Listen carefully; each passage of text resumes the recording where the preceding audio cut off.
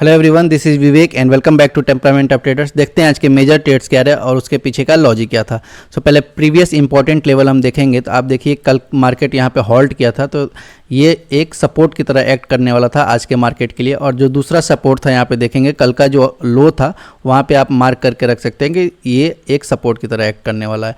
और जो रेजिस्टेंस आज एक्ट कर रहा था वो आप देख सकते हैं कि जो प्रीवियस यहाँ पे स्विंग्स थे वो एज अ रेजिस्टेंस एक्ट करने वाला है, क्योंकि मार्केट यहाँ पे गैप अप ओपन हुआ था और आप देखेंगे कंटिन्यूसली मार्केट में एक सेलिंग आया था विदाउट एनी हॉल्ट या फिर रिट्रेसमेंट। तो इस मार्केट में काफ़ी मुश्किल हो जाता है पोजीशन बनाना, क्योंकि कंटिन्यूसली जब मार्केट ओपन होने के साथ गिरने लगता है देन आप आइदर एक हॉल्ट का वेट करते हो या फिर रिट्रेसमेंट का वेट करते हो। वहाँ पे आपको एसएल प्लेसिंग आसान हो जाता है, एंट्री आसान हो जाता है। बट कई बार कंटिन्यूस गिरने की वजह से हमें पता ही नहीं चलता है कि एंट्री कहाँ पे ले। उस केस में आप हमेशा अपने पोजीशन साइजिंग को ही मैनेज करके चल सकते हैं। जैसे यहाँ पे मैंने एक छोटा सा स्कैल्पिंग तो जरूर किया था जब ये सपोर्ट ब्रेक हो रहा था, बट बहुत छोटे क्वांटिटी में। तो वहाँ पे ये रहता है कि अगर मार्केट रिवर्स भी जाए तो हमारा रिस्क जो रहे वो मैनेज रहे और ज़्यादा लॉस ना हो, और अगर ब्रेक करता है तो हमें छोटा प्रॉफिट मिलेगा, दैट्स ओके। अब यहाँ पे देखेंगे कि यहाँ पे जब मार्केट कंटिन्यूसली गिर रहा था तो अब 52,500 का जो लेवल है वो यहाँ पे इंपॉर्टेंट हो गया था।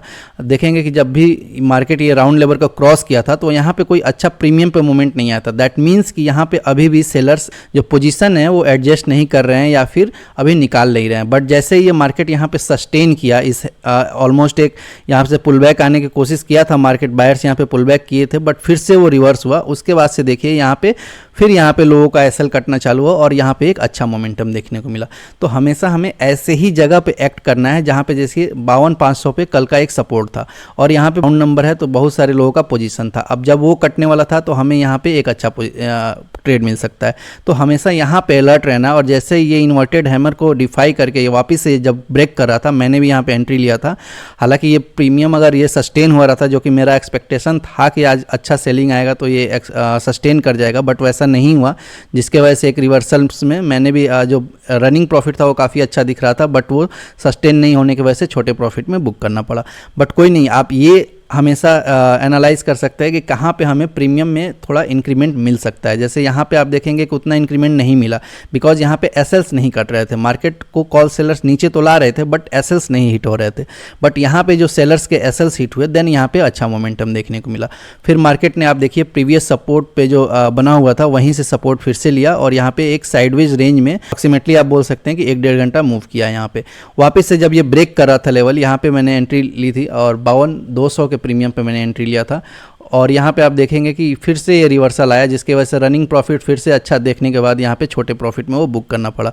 सो आज के जो दोनों ट्रेड थे आप देखिए यहाँ पे एडजस्टमेंट आपको देखने को मिलेगा कि पहले छोटे क्वांटिटी में लिया था, फिर उसको प्रीमियम के स्ट्रेंथ के हिसाब से मैंने 2 बार में उसको बुक कर लिया था। और जो दूसरा ट्रेड था उसमें तो काफ़ी ज़्यादा एडजस्टमेंट करना पड़ा, क्योंकि फ्लक्चुएशंस इतना ज़्यादा था कि कई बार ऐसा होता है कि आप अपना पूरा जो प्रॉफिट है वो नहीं रिस्क लेना चाहते हो, खासकर जब प्रीवियसली आप अच्छा प्रॉफिट देख के और लोअर प्रॉफिट में बुक किए हो वो चीज़। तो यहाँ पे काफ़ी सारे एडजस्टमेंट है। अगर हो सकता था कि अगर फॉर्मली यहाँ पे होल्ड किया गया रहता तो हो सकता था और अच्छा प्रॉफिट देखने को मिलता, बट कोई नहीं, ये चीज़ हमें एडजस्टमेंट धीरे धीरे और बेटर होते जाता है कि कैसे हमें कितना पोजीशन होल्ड करना है, और ये टाइम के साथ और बेटर होते जाएगा। तो कोई नहीं, आज रिवर्सल्स ऐसा आया, कई बार ये सस्टेन होता है देन हमें और अच्छा प्रॉफिट देखने को मिलता है। जनरली सेलिंग मार्केट में ये सब चीज़ें सस्टेन हो जाती हैं जब भी फॉलोअप्स कैंडल्स बनते हैं तो, बट आज ऐसा नहीं हो रहा था क्योंकि बार बार यहाँ से रिवर्सल्स आ रहे थे और बाइंग आ जा रहा था, जिसके वजह से हमें अच्छा प्रॉफिट दिख तो रहा था बट बुक करने पे वो छोटा प्रॉफिट में बुक हो रहा था क्योंकि रिवर्सल्स आ जा रहे थे। तो कोई नहीं, हमें चीज़ों को सिंपल रखना है, हमें पहले रेजिस्टेंस और सपोर्ट ड्रॉ रखना है हमेशा। जैसे यहाँ पे आप देख सकते हैं कि ये अब इंट्राडे रेजिस्टेंस क्रिएट हो गया था, अब मार्केट उसके पास गया नहीं। हालांकि जब भी मार्केट ये ब्रेक करता देन हमें कॉल साइड भी हो सकता था कि एक अच्छा मूवमेंट देखने को मिलता। तो ऐसे ही हमें लेवल्स हमेशा ड्रॉ करके रखने हैं ताकि हमें कन्फ्यूजन कम हो। जैसे ये हम लेवल ड्रॉ करके रखे थे तो हमें कन्फ्यूजन कम था, यहाँ से रिवर्सल आया, हमें पहले से पता था कि ये एक सपोर्ट है तो यहाँ से रिवर्सल्स आ सकता है, तो यहाँ पे कन्फ्यूजन कम है। और वही चीज़ आप देखेंगे कि यहाँ ब्रेक हो रहा था तो यहाँ पे इजी एक एंट्री भी मिल गया होगा, क्योंकि वहाँ पे जो सपोर्ट था वो ब्रेक हो रहा था तो यहाँ पे एक इजी एंट्री मिला होगा। फिर यहाँ पे आप देखेंगे कि 52,000 के लेवल पे यहाँ पे आप देखेंगे कि एक सपोर्ट था, यहाँ पे मार्केट यहाँ पे आया और यहाँ से सपोर्ट क्रिएट करके साइडवेज चला गया। तो ये सब लेवल्स जब आप हमेशा ड्रॉ करके रखेंगे या फिर मार्क करके रखेंगे तो आपको ट्रेड एग्जीक्यूशन काफ़ी ईजी हो जाएगा, आपका एनालिसिस काफ़ी ईजी हो जाएगा और आपका जो गलती होने के चांसेस है वो थोड़ा कम हो जाता है। हाँ, गलतियाँ इसमें भी होती है क्योंकि हम सपोर्ट और रेजिस्टेंस पे कई बार फाइंड आउट नहीं कर पाते हैं कि वो ब्रेक हो रहा है या फिर सपोर्ट या रेजिस्टेंस सस्टेन हो रहा है, तो उसके वजह से एसएल्स चले जाते हैं। लेकिन उसका कोई इशू नहीं है, वो तो ट्रेडिंग का पार्ट है, बट जो एक्ट करेगा सपोर्ट रेजिस्टेंस उसको मार्क करके रखना काफ़ी ज़रूरी है। और किसी का एक डाउट भी आया था कि कैसे हम डिसाइड करेंगे कि सपोज अगर इनिशियली मार्केट आवर में ही हमारा टारगेट मिल जाता है देन हमें और ट्रेड करना चाहिए कि नहीं। देखिए, एक चीज़ हमेशा ध्यान रखिए कि आप जब भी अपना टारगेट जो डिसाइड किए हुए वो आपको मिल जाए तो वहाँ से आपको पूरे का रिस्क नहीं लेना है। ये चीज़ हमेशा ध्यान रखिए। भले ही आप ट्रेड ले सकते हो दो, लेकिन वो छोटे क्वांटिटी में ले सकते हो। आप अपना परसेंटेज फिक्स कर सकते हो कि जो भी मेरा प्रॉफिट है उसका 20% या 30% ही रिस्क लेना है, उसके अलावा मुझे रिस्क नहीं लेना है। अगर मेरा आ जाता है लॉस देन वहाँ से हमें वापस से उसको रिकवरी के लिए नहीं जाना है, वहीं पे बंद कर देना है, क्योंकि फिर पूरा प्रॉफिट आप रिस्क पे नहीं डाल सकते हो। तो इसी वजह से जब भी आपका एक पर्टिकुलर प्रॉफिट हो जाए तो वहाँ से कोशिश करिए कि वहाँ से आपका 80% या 70% पार्ट घर आए। ऐसा हमेशा नहीं होगा, लेकिन हाँ, कोशिश करिए कि ऐसा बहुत कम बार हो कि आपका फिर प्रॉफिट पूरा इरोड हो रहा है। और सिमिलरली लॉस में भी है, अगर लॉस लिमिट आपका एग्जैक्टली अगर पहुँच जाता है वहाँ पर, तो वहाँ से तो आप अवॉइड ही करिए ट्रेड करना। हमेशा लॉस को किसी एक पर्टिकुलर पॉइंट से मत फिक्स करिए कि 10,000 का लॉस हो जाएगा तो बंद कर दूंगा या फिर 5,000 का लॉस हो जाएगा तो बंद कर दूंगा, तो वो काफ़ी मुश्किल होता है। एक हमेशा रेंज रखिए, जैसे कि 4 से 5,000 के बीच में मेरा लॉस जाएगा तो मैं बंद कर दूंगा। अब हो सकता है 4,000 पे ही आप पोजीशन कट किए हो, वहाँ पे आपको दिख रहा है मार्केट अच्छा नहीं है, देन आपको वहाँ से और आगे जाने की ज़रूरत नहीं है। या फिर हो सकता है कि आपको कई बार 4,000 पे एग्जैक्टली तो नहीं लॉस बुक हो पाएगा, हो सकता है कि 5200, 5300, 5500 हो जाए, देन वो भी एक रेंज का पार्ट है, आप वहाँ पे बंद कर सकते हैं।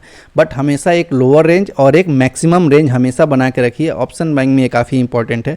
एक अपने प्रॉफिट के अकॉर्डिंग हमेशा बना के रखिए कि मेरा जो एवरेज प्रॉफिट रहता है वो पर्टिकुलर इस रेंज में रहता है, देन हमें उससे ज़्यादा लॉस नहीं करना है।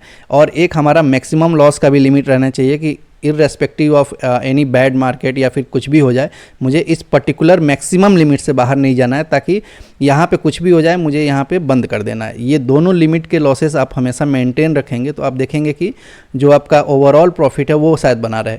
लेकिन अगर इस चीज़ को आप फॉलो नहीं करेंगे तो ऐसा हो सकता है कि आपके प्रॉफिट्स तो होंगे लेकिन वो नेगलेक्ट होके और माइनस में चले जाएंगे बड़े लॉसेस के चलते। तो हमेशा इस चीज़ पे ध्यान देना है। और मार्केट को इजी बनाने के लिए आप हमेशा सपोर्ट रेजिस्टेंस ड्रॉ करते रहिए। जो प्रीवियस सपोर्ट रेजिस्टेंस है पहले आप उसको आइडेंटिफाई करके रखिए, और फिर इंट्राडे में जो स्विंग्स बनते हैं उसके अकॉर्डिंग आप इंट्राडे सपोर्ट रेजिस्टेंस ड्रॉ करिए। फिर देखिए मार्केट उसमें कैसे एक्ट कर रहा है। जैसे ये दोनों मार्केट का भी जब बन गया है सपोर्ट रेजिस्टेंस, तो हम देख सकते हैं कि आराम से मार्केट यहाँ पे हॉवर कर रहा है, देन हमें यहाँ पे कुछ ट्रेड लेने का ज़रूरत नहीं है ज़्यादा। तो ऐसे ही जब आप करेंगे तो आप धीरे धीरे यूज टू हो जाएंगे सपोर्ट और रेजिस्टेंस पे कैसे एक्ट करता है मार्केट उसके। और आप देख सकते हैं जो आज ओवरऑल प्रॉफिट हुआ है अप्रॉक्सीमेटली 31,000 के आसपास प्रॉफिट हुआ है यहाँ पे। और वीडियो अच्छा लगा तो please like the video, channel पर नया है तो please subscribe the channel. Thank you.